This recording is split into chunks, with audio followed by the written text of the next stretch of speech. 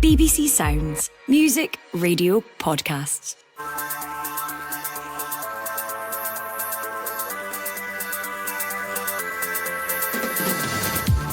Hello, I'm Phil Goodlad and this is the Scottish Football Podcast. All the news, the views, the analysis you need on Thursday, the 23rd of January.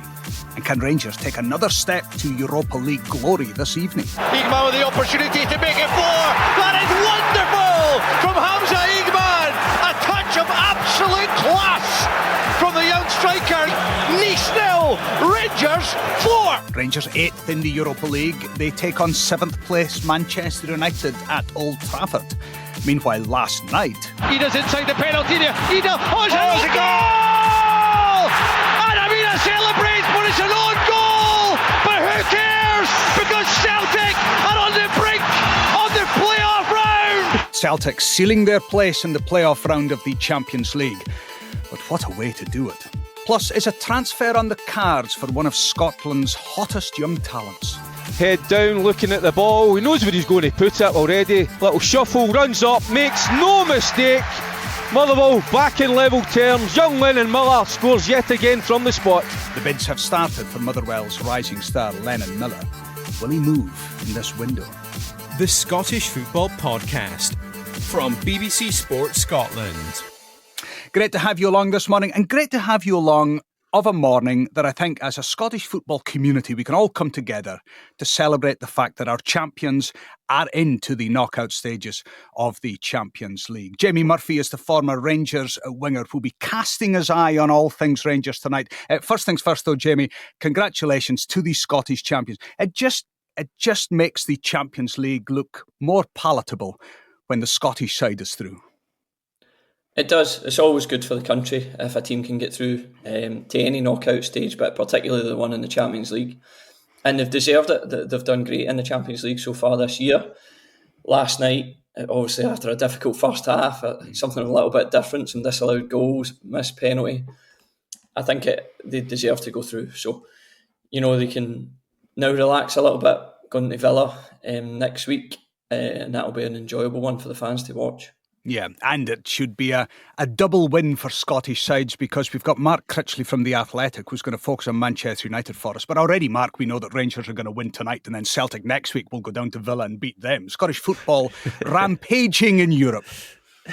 Absolutely, and it's good to see. I think just the Celtic game last night. I mean, that first half, I'd never quite seen anything like it with those 3 disallowed goals in the first half, and then missing a penalty as well. But then to come through that, I think it's testament to how Celtic have done. 3 wins, three draws, really giving a good account of themselves in Europe, and Rangers as well are right up in there in those places, right at the top of the Europa League standards as well. So it's a good account of Scottish football in Europe this season. And if you had to cast your journalistic critical eye across Arnie Engel's penalty last night, how would you describe it?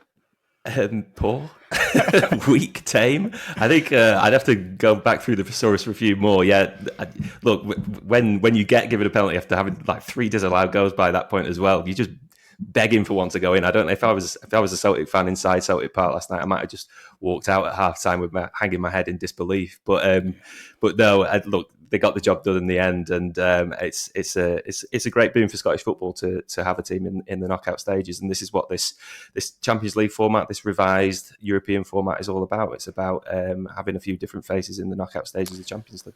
I always think of my old primary football teacher when it comes to penalties. Boy, just put the foot through the ball. There's no need of side footing it. Just lash it into the net. Listen, we'll look back on what was a great night for Celtic and for Scottish football in just a moment. Firstly, to Old Trafford, Jamie Murphy, as a former Rangers player, there can be few places now on the European stage that you almost get a kick out of seeing your old side play in. But a trip to Old Trafford, I would imagine, one that's right up there. Yeah, I think it's special. There'll be boys in that team like more excited about this game than any other, particularly the boys from down in England. But, they're a worldwide club, Manchester United, so to be able to go to Old Trafford and play, and they'll just be hoping they perform. Are they going to come out with a win? I think it will be very difficult with the players that they have missing, but it's a chance for them to go and put their name kind of on the world stage or European stage at least. And what they're doing is not taking the bus to Old Trafford and driving it in front of the goal and parking it there for 90 minutes, Philippe Clement says. Now, listen, I understand why he says that. I think it's brave. I think he's put it out there. But surely when you go to Old Trafford, as Walter Smith did back in 2010 when he got that goalless draw with what's been described as a defensive masterclass in the papers this morning, there has to be an element of pragmatism that Philippe Clement realises. He can't just go gung-ho. He's got to defend at the right time, but also attack at the right time. Yeah, I think Clement's playing a little bit of a game there. You know, you're not telling me for 1 minute that they haven't worked on defending before going to Old Trafford. Do you expect that bus to be firmly parked in front of the Man United goal? Not quite parked, but it'll be close enough that they can jump on it if they need to. Do you know what I mean? It's going to be difficult. You know, Man United are Man United. I get they're not being in great form, losing at home at the weekend. I don't know if that makes it even harder because you're going there with a little bit of hope, but they have to be prepared to defend. Yes, they're going to have their times where they can get forward, maybe break on the counter or win a set piece and try and score from there. But in the main, I think you'll see a lot of Man United having the ball. Mark, you're here with your expert eye on all things Manchester United. The worst Manchester United side in the club's history. Now, that's not me breaking editorial BBC guidelines and saying what I feel. That's actually the new Manchester United manager saying that. Is he right? Whether he's right or not, I mean, people have taken this comment this week and they've looked back through history and they've gone, well, is it as bad as the team that got relegated in 1974? Or what about in 1931? Or what about the team in 1874 or whatever? And like 1893, I think it was. Look, I wasn't around back then, so I can't tell, right? I have no idea. I don't know about you, Phil, but I definitely wasn't. but the point of what Ruben Amorim was saying really was that he was trying to acknowledge the fact that yes, it is really bad at the moment. Yes, it is not good enough, and I know that I need to turn it around. I was in the room for that press conference after the Brighton game on Sunday, and you know you could feel that comment. Although you could perhaps take it as a message delivered to his players, like he's targeting them in a sense and calling them out. It felt more like him saying, look, I acknowledge that this situation is really bad at the minute and it needs to improve. And that's what he's done ever since he's came into the club, to be honest. He said that there's going to be times where they're going to suffer, there's going to be pain, they're going to have to go through a storm in order for him to get his ideas in place, to get his system in place, and to essentially and to turn the ship around. You don't turn an oil tanker around, and that's what he's trying to do, and that's the task at United. I get all that, but in coming in just weeks into the job and labelling the team as the worst that has ever put on a Manchester United shirt, I mean, I'm no psychologist, but surely the players are thinking, really? Is this really how you're going to get me up for the rest of the season? Yeah, I can understand that as well. And I think, look, he was literally in that press conference room telling us, look, we are the worst Manchester United team in history, and there's your headline. He was telling us how to do our jobs, essentially. And look, I, like everybody else in the room, went away and wrote that as the headline. Absolutely. And I think you're right. Like, whatever the deeper meaning and whatever he was trying to get at with that message, if that's the headline, players aren't going to sit through and watch back a whole press conference. They're going to see what headlines are being shared on the internet or what's on the back of the paper, right? And I think that will have cut through. And absolutely, I'm sure some players would have seen that and thought, oh, that's not too great. But again, I come back to, and I think Amorim's acknowledged that in his pre-match press conference yesterday. He was saying that he'd maybe been a bit naive with that comment. And so I think he understands that perhaps it wasn't the wisest thing to say. But step back a minute. Look at the situation. You can't really argue with anything he's saying. It's an absolutely fair assessment of just how poor things are at the moment. Jamie, how difficult is it in football to almost take the name of the team away and just focus on the 11 individual players that will line up against you? I'm thinking Rangers going to Old Trafford to play Manchester United. There might be some slightly overawed at that. But if you look at the form, if you look at the players, if you look at the comments of the manager, Rangers will be going to Old Trafford tonight surely full of confidence. Well, they should be. But the problem is Rangers' own away form's probably in the back of their own heads, that they've not done great away from home. there's probably no bigger place to go away from home than Manchester United. And I don't know, Manchester United seem to have this aura about them. It's the reason why everyone talks about them. It's the reason why they're on the telly all the time. It's, they're that kind of team. They're a big deal. So it'd be stupid if you didn't have that in the back of your head going to play them. But it's going to take some bravery. You've got to be brave. You've got to be willing to take the ball when it's difficult, willing to run at world-class players, knowing that you might lose the ball. You've just got to take the chances. So there will be a bit in the back of Rangers' mind that, oh no, this is Man United, I would have thought. But you have to be confident in your own ability to go out there and perform. And having watched Rangers all season, and Lord knows this podcast has been as critical as any about the style of play and about Rangers stuttering. But we've also given plaudits, not least after they thumped Celtic off the park in the New Year derby. Do you believe that Rangers in the last 2 or 3 weeks have found a consistency, have found a bit of a flow that they can take into tonight's game? Yeah, they have been better, albeit it's been home games where they've performed. St Johnstone getting the win, Aberdeen 3-0. Obviously, Fraserburgh was a little bit different at the weekend. They were really expected to win by a few goals, so I don't think that one really counts. But it's been their away games against teams that are, should we say, a little less than them. Your Dundees, your teams like that, where they should go out and win the game, but they're not. They're not looking like they're going to win the game either. But in terms of big games so far this season, I feel like they've always performed at a high level. So that's what they've got going for them. There's almost no bigger game for them this season other than Celtic. So you can see it. You can see them going out and putting in a good performance. I mean, I think that's what all Rangers fans are hoping for. Mark, speak to me about the Manchester United goalkeeper, Onana.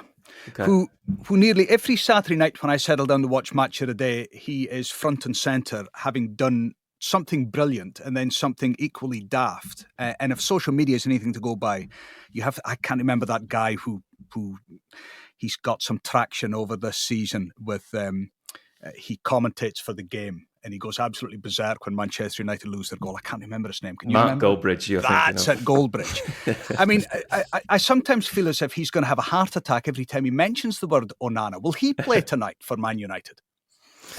I think he probably will. There has been a bit of cup rotation with Altay Bayindir coming in for domestic cup games, and I think those were the games that Altay Bayindir was promised this season, and Amarin stuck to that promise even since Ten Hag's left. But Onana's generally played in the Europa League, and so I would expect that Onana will. Look, you're right, absolutely. He has moments where he is a brilliant match-winning goalkeeper, pulls off saves that manage to keep United in games at the minute, if not win them, because they aren't winning too many, let's be honest.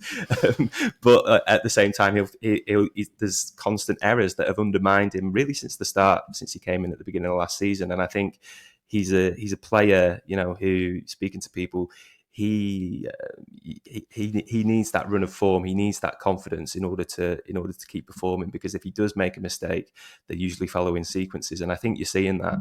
But I think for Rangers coming into Old Trafford, you're talking about the aura and the majesty and the prestige of playing at Old Trafford, and that's all fair and all right.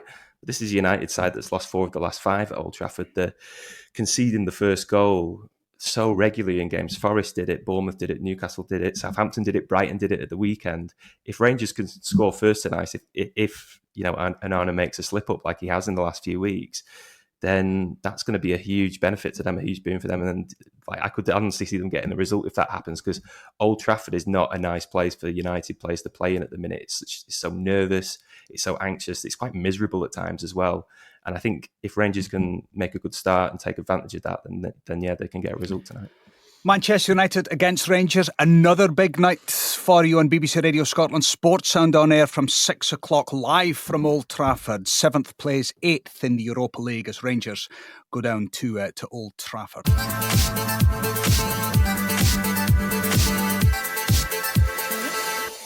Right, let's talk about Celtic. Mark, I know you've got to go, but I just want to ask you from a non-Scottish football point of view, how big a headline is that the Scottish champions have made the knockout stages of this inaugural Champions League new format season?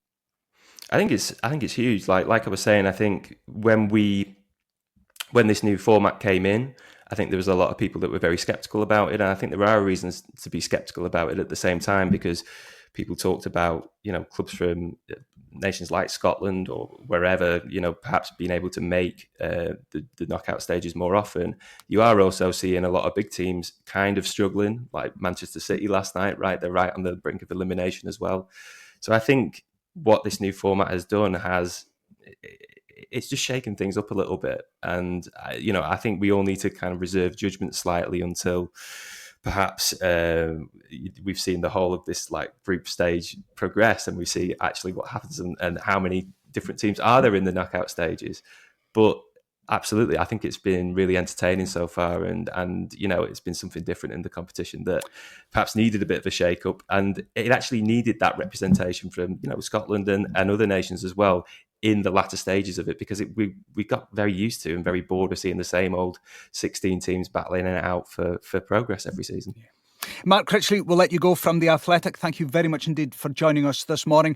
Jamie, a bit on last night and Celtic. I mean, what struck me with that performance was that after the shuddering disappointment there must have been at half-time with Celtic, 3 goals chopped off, missed penalty, chances, still nothing to show for it.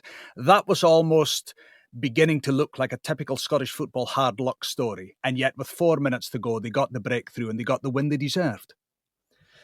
Yeah, there was a air of that about it, that, they're just going to miss out. Scotland, as usual, always the same, that kind of thing. But, to be fair to them, they kept going. I think they deserved the goal, albeit it came a little bit different to normal goals with the ricochet and the from Ida's shot. So Ida's apparently claiming the goal, which amused Chris Sutton last night on the BBC highlights. He did celebrate it like it was his goal. I'm not quite sure he's going to get it, but it's a big goal, so why wouldn't you celebrate it? So, but I'm not quite sure they're going to give it to him. But no, I'm absolutely convinced they're not going to give it to him. Yeah. Listen, on Arnie Engel's penalty, had Celtic not have won last night, and okay, the penalty was in the first half, if the goalkeeper dives the wrong way, that looks so cool, so European, so composed. The fact that the goalkeeper didn't, it just looks what it was, a dreadful penalty. And all joking aside about Celtic going through, and it's great. Will Arnie Engels ever be allowed to take a penalty again for Celtic? Because that was just a terrible strike. Yeah, he obviously has his technique. He's obviously taken a lot of penalties before. Sometimes you just miss them. It's just a thing. There's no rhyme or reason to it. He was obviously waiting on the goalie to move. Maybe he's seen the goalie thinking he was going one way, so he's went the other, and then it looks the way it looks. We've all been there. I mean, obviously I've been there as well. But I think he will. I think he's a strong enough character to still put his name in the hat to take the next one. I think when you do miss a penalty, what you want is one pretty quickly so that you can take another one and score it and move on. But Celtic have a lot of quality players that could probably take penalties, but I'm sure he'll be putting his name in the hat for the next one.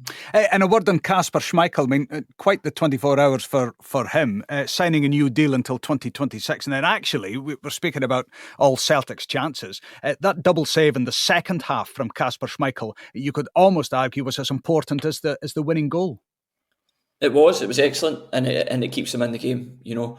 If you work so hard and do so well for so long, and then the other team scores, it's really deflating. So he'd done his job properly. The first one in particular was a great save, and then he gets back up for the second one off the deflection. So I know it's a silly thing to say as an outfield player, but that's what he's there for. He's there to keep your team in the game, to give you the best chance of winning.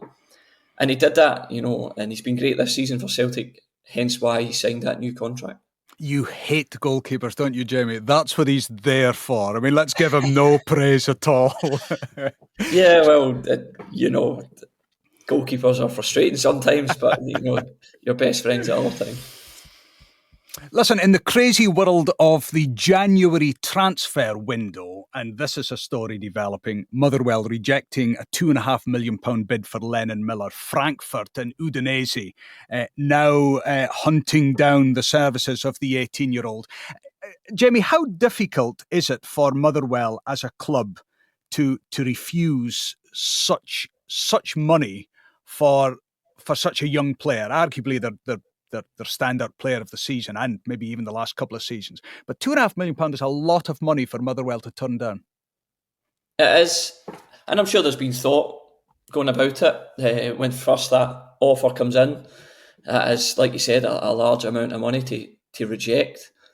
But it just shows the confidence they have in Lennon Miller that he's still going to go out and perform, he's still going to go out and do well, and they'll be able to get more for him. I know he's out with a little injury at the minute, but I don't know the number in particular that they're looking for. But fair play to them for holding out for it. Do you think he'll go in January, or will they hold on to him for the summer? I think he holds on till the summer, and then I think you have to sell him with a year to go. You have to accept some sort of money for him, especially when it's that volume of money. Let me take Jamie Murphy back into the body of his 18-year-old former self. You either have Italian, German, or an English side that's interested in you. Where would you go? I think the Italian one sounds appealing. I think just over the success of some Scottish players over there in the last couple of years, Lewis Ferguson, Aaron Hickey, Josh Doig's over there at the minute, people like that. I think it's a place where you can go and they look highly on Scottish players. I think you're taking a chance if you're going to Germany, if you're going to England. I know they don't look extremely highly on Scottish players, so I think the most important thing is to go to a team that he knows he's going to play. I think that's the biggest thing for him at this stage. I think if you go down to England and you're a sub every week and you're playing in reserve under 23s games because you're trying to get fitness, it's not the same. So I think if he can go into Europe somewhere and play every week against top players, then he's only going to get better and better. Jamie, I look forward to having you on again and we can discuss your hatred of goalkeepers. I think there's something there psychologically we need to tap into. But thank you very much indeed for joining us. Former Rangers winger Jamie Murphy there, looking ahead, of course, to the big one tonight at Old Trafford as Rangers head down south to take on Manchester United. It's live for you here on BBC Radio Scotland. Sports Sound on air from 6 o'clock. Just like last night with Celtic young boys, you won't miss a kick of the ball tonight. Sports Sound on Radio Scotland from 6 o'clock.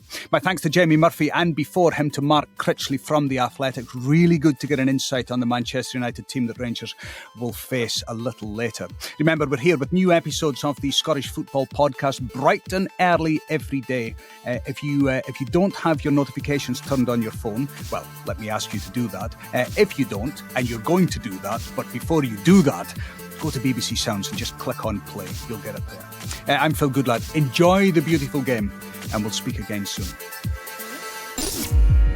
This is the shocking moment English football has been dreading. My name is Moses Swabu and I used to be a professional footballer, but then I got in deep with organised crime and became a match fixer operating in the English League. A match-fixing investigator has highlighted 2 matches he says appear to have suspicious betting patterns. How honest are you going to be with me? This is 100%. Join me for Sports Strangest Crimes presents Confessions of a Match Fixer. Listen on BBC Sounds.